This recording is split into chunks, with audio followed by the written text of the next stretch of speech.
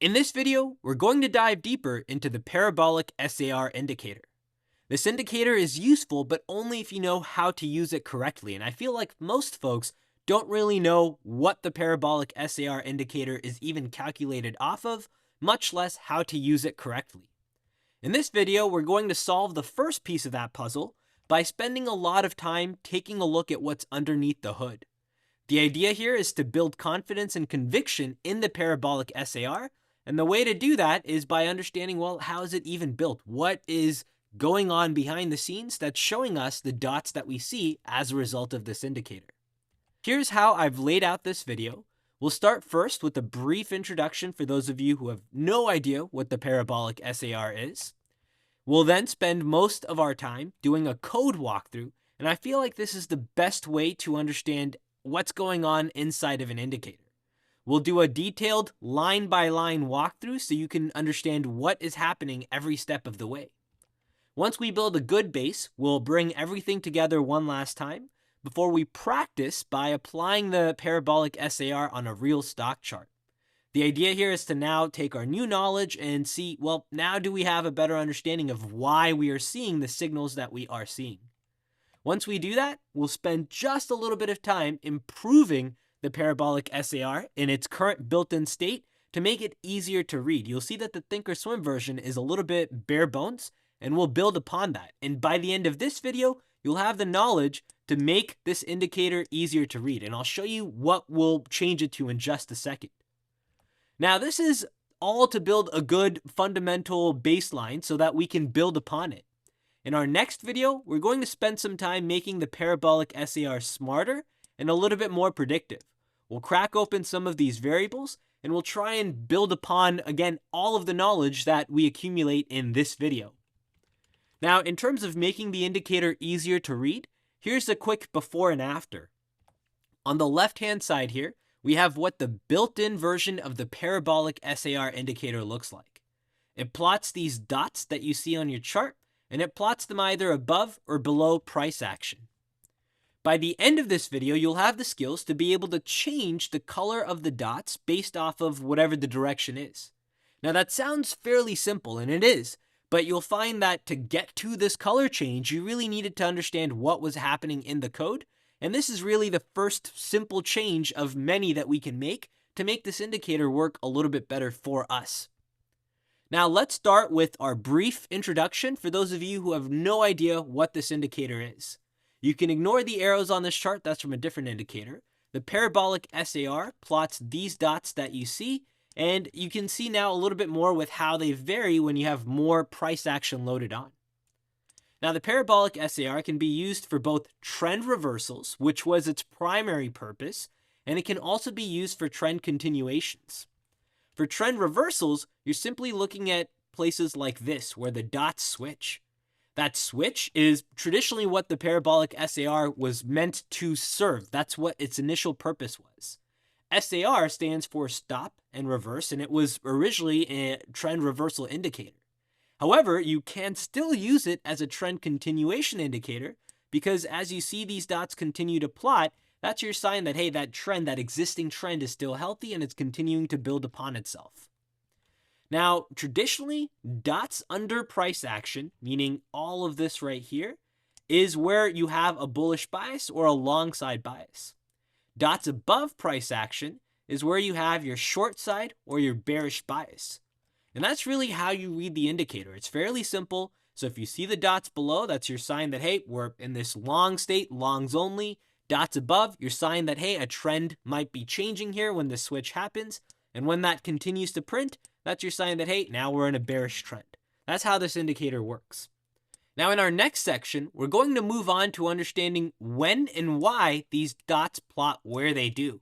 That's where the code walkthrough becomes really useful and a handy way to understand what's happening behind the scenes. So let's move on to the code walkthrough with our very first few lines of code. Now at the top of the Parabolic SAR indicator, we have our two input variables, which are the variables that you can control as a user from the study settings menu. The first variable is the acceleration factor, and the second is the acceleration limit. Now, as we go through this entire code walkthrough, I've built upon this analogy of a car. So play along if you will, but the acceleration factor there is your gas pedal. That's a good way, I think, to think about it. It's the one piece of this puzzle which allows you to control the speed. You can set it initially at whatever you'd like, but you also need to set the acceleration limit, which is the max speed of the car. So at no point in this indicator can our acceleration factor or our speed increase the acceleration limit. That's how these two variables work. The next two lines that we have are two assert conditions. Now, assert conditions are checks that make sure what needs to happen in order for the code to compile. That's what the assert function does. Now, there's two conditions we have in here. One is we're checking that our speed must be positive. You cannot have a negative speed, aka a negative acceleration factor. The second check is making sure that our speed is less than our limit. The car's speed cannot exceed the car's max limit. If it does, then we'll get this error right here on line number 9. So that's what's happening in the first 10 lines of code. Now let's move on to the next section of the code. The next section of the code is where we start to get into the nitty-gritty, and we define our key 4 variables, which you'll see are used throughout the rest of the code. The first variable is our state variable. The state variable is what changes where these dots plot. We have 3 different states: init, which is your initialization state, what is used to get everything started, the ball rolling. We then have the long state, and we have the short state. Now, after the state variable, we also have the extreme variable, which we define, which as we go through the code, you'll find that this extreme variable right here, the purpose that it serves is it's meant to be a carry variable, which allows you to carry forward or track the highest or the lowest price since the last state. In the last state, remember, you have 3 potential states: init, long, or short. And really, after that first initialization, you're fluctuating between the long and short state. This extreme value is what's used to calculate that stop and reverse variable, which is the SAR variable.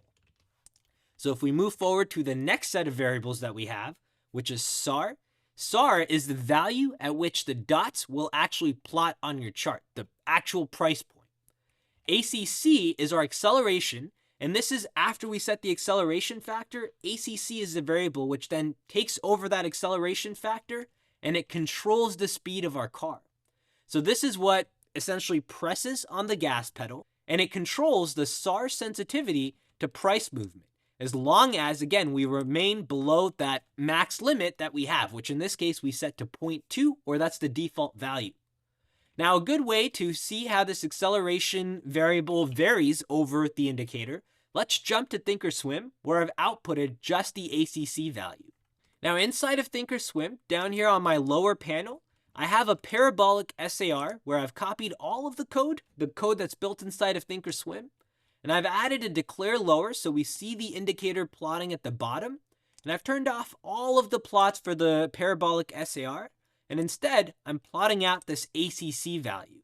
That's the acceleration factor, and another way we can also see how this value is varying over time is by outputting it directly onto our charts here, or on the lower panel, where I'll add this to our ACC value. So now if we click apply, come back down, it should be this value where we set it equal to ACC. You can now see how the speed is adjusting.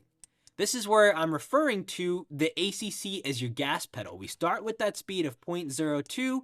We're starting to build up speed, flatlining just a little bit before we hit on the gas pedal some more. And you'll see how at some point you hit a max potential speed, which is that max speed of 0.2, the acceleration limit, which we set at the very beginning. And one more time, if I load in now just a built-in Parabolic SAR indicator, that's that acceleration limit. That's what's plotting when you hit that max potential speed. And you can see how when we change the state, we go from that state of long to a state of short. We're now readjusting, resetting that speed back to the default speed of 0.02. And one more time, we hit on that gas pedal when certain conditions are met. So that's how the ACC value is plotting behind the scenes and how it changes over time, with that acceleration factor being the first speed you test and the acceleration limit being your max potential speed. Now let's keep moving down to our first switch state. Now our first switch state, or our switch function, it has the state of initialization. And we initialize all of these variables, meaning we kick everything off by setting the state equal to long. So this is an assumption we're making that we're starting with the long state. We're setting our speed equal to the starting speed. You saw that with the 0.02 in the chart bubbles. We're setting our extreme variable to the high price because, again, we're starting with the assumption of being in a long state. And our SAR value, which is where those dots plot, is plotting at the low price since we're looking at the dots to plot below for the state of long. So that's the first initialization that we're doing here for our very first case. Our second case that's mapped out inside of the code is the short side case. So this is that state.short case. Now inside of our short state case, we're starting by checking first if that SAR variable's value is below today's high. And I'm using today with the basis of using the daily time frame. Now, if the SAR is below today's high price, which is this condition right here, then that's our hint that, hey, whatever downtrend we might be in is starting to lose steam and a potential reversal is upcoming. As a result of that, we're anticipating this and we're changing our state to that state.long. So this is the switch. Whenever our high price is greater than our SAR, that's when we're changing to that long side state. We're setting our speed one more time, resetting it back to the default, the starting value. We're setting the extreme value to today's high because that's what's used for the long side state. And our SAR is now set to the previous extreme value, which is the low, previous bar's low. Now, if this is not the case, we move on to the else section, which is the second chunk of the code. And this is the section which triggers if our SAR is equal to or above the high price, meaning this condition is not true. Then we move on to this code block in which we're continuing to stick with our bearish bias, aka that state.short.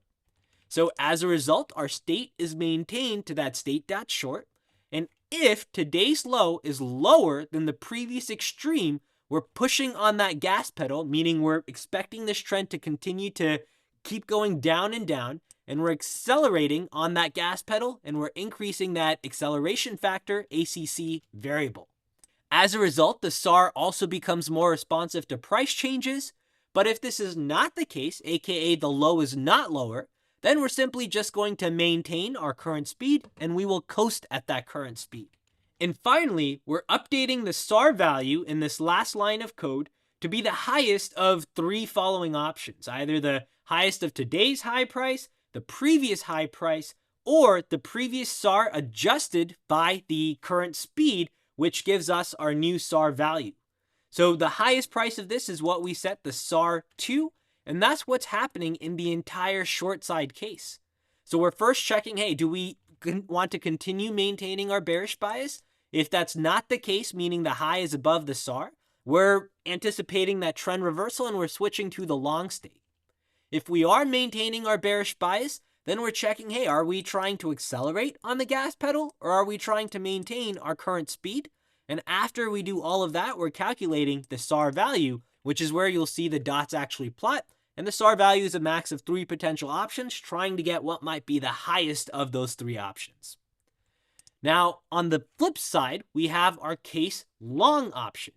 This is the inverse of everything we just talked about. You should notice this code looks very familiar. We start by checking if our previous SAR variable is above today's low price. If that is the case, then that's a hint that the uptrend might be starting to exhaust and that potential reversal might be coming. If that is the case, we anticipate that reversal, we change to the state.short, we reset the speed back to the acceleration factor, the 0.02. We now set our extreme value to the low price, and we set the SAR this time to the previous extreme, which is the high. Now, if this is not the case, similar to before, if the SAR is equal to or less than our low price, meaning this condition is not true, then we're going to do everything inside of this block right here. Now, if this condition is not true, we continue to maintain our long side bias, and we check, do we want to press on the gas pedal? If we do want to press on the gas pedal, meaning our high is greater than the previous extreme, then we push on it and we increase that ACC value. If this is not the case, then we maintain the speed. And similar to what we saw in our short side case, but the opposite here, the SAR value is the lowest from 3 possible choices. Here, out of the 3 choices, we're checking if the SAR is lower, which is the lowest, today's price, yesterday's low price, or the previous bar's low price, I should say, or the previous SAR adjusted by that current acceleration speed, and we're checking which is the lowest, looking to plot the dots at that particular price. Now, the last thing we do in this is we simply just output that SAR value and we add some very simple formatting. So this part is straightforward. Most of the calculation and the nitty-gritty stuff of this indicator takes place inside of the switch functions. So if we were to summarize all of this, the parabolic SAR tracks price movement. It marks the highest and the lowest points, the extreme values. It then performs some checks across this to determine what state we're in, and it places the dots based off of the correct state. And the dots then give you the information of, hey, do we have trend continuation? Are they plotting in the same direction? Or did we see the dots flip and we have instead a trend reversal? Now, quick overview of all of the different variables, since these are the things we can control and the things we can use to make the indicators smarter. The first is our state. This is the car's direction indicator. If we come back to that car analogy, you can either go long, you can either go short, or you're in that initialization state.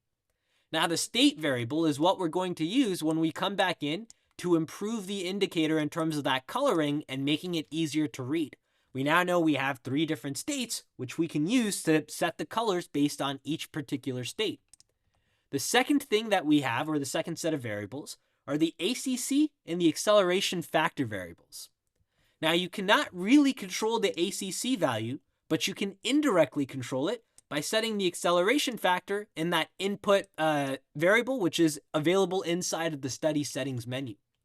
The speed is adjusted, remember, based on if you hit new highs or lows based on which state you're in. Now, outside of the speed, we also had the speed limit, and remember, this is the max speed of the car. At no point could we exceed this speed. This is where, if we do hit that level, all we can do is maintain that speed before that state changes to the other state and the speed is reset. Finally, we had the extreme value, which was the variable we used to track what the highest and the lowest prices were. And all of that was used to really output with the SAR, which is, in the end, the navigator who uses all of the information that we've gathered, all of the different checks, to determine what is our bias and where do we want to see these dots plotting on our chart. Now let's bring this information together and take a look at the SAR on a real stock chart. This is a stock chart of Altria Group, a stock we've recently been looking at. And I have the built-in version right now, but you should already be able to now recognize what is your long versus your short. When the dots plot below price action, that's your long. When the dots plot above price action, that's your state.short. Now, we can also notice when all of these reversals are taking place, and hopefully you now understand why that's happening. So let's draw all of the reversals out on this chart. Everything inside of this yellow circle is where you'll see we had, quote unquote, a trend reversal using the parabolic SAR. Let me add some commentary which should help bring this together. We take a look at the first circle, and the low has dropped below that SAR price, aka we're now looking for a new downtrend with the sign that, hey, this uptrend has exhausted. We're anticipating that trend switch, and we're switching back to the downtrend. That trend is maintained until our high breaks above that SAR, and we now anticipate that state.long, and we're switching. Same thing, we go back and forth here whenever our high or our low crosses above or below the SAR price, and that's what determines whether or not we're in the state.long, state.short, and what sort of trend bias we have. Now, using all of that information, I hope your gears are already spinning in terms of ways that you can make this indicator a little bit better. Let's start first with making this indicator easier to read by changing what color these dots are based on if we're in that state.long or state.short. So I'm going to come back inside of my Thinkorswim platform here. Let's remove this lower panel indicator. I'm going to copy all of the code that we have for the parabolic SAR. Click Create to create a new study here. And what we can do just to make it easier to find, let's call it Parabolic SAR upper. And if we come down here, what we can do is change the set default color, and we can change that line to, instead of setting the default color, we can assign a value color instead, which makes it more dynamic. And we can say, hey, if our state is equal to a state.long, meaning we're in the long state, then we're going to use the color.cyan. Else, if our state is equal to state.short, then we'll use the color.pink. Else, we'll just maintain the current color, whatever that may be. Now, if I were to click OK and apply, we can see how this Parabolic SAR, if I remove our built-in version, now changes colors based off of what the state is. I find this way easier to read, and you can see how just by understanding the code, we changed that very last formatting line to instead be a check based off of whatever the state is. And you can see how by understanding the switch function, we pulled out that very simple state value, and we used that value to change what color we're seeing for these particular dots, which I think makes it way easier on your eyes compared to the built-in version. Now, this was of course just the start. In our next video, we're going to take all of this information, all of these values, the ACC value, the gas pedal, all of that, and we're going to try and make the Parabolic SAR into a slightly smarter indicator that allows us to be a little bit more predictive. I'll see you in our next video.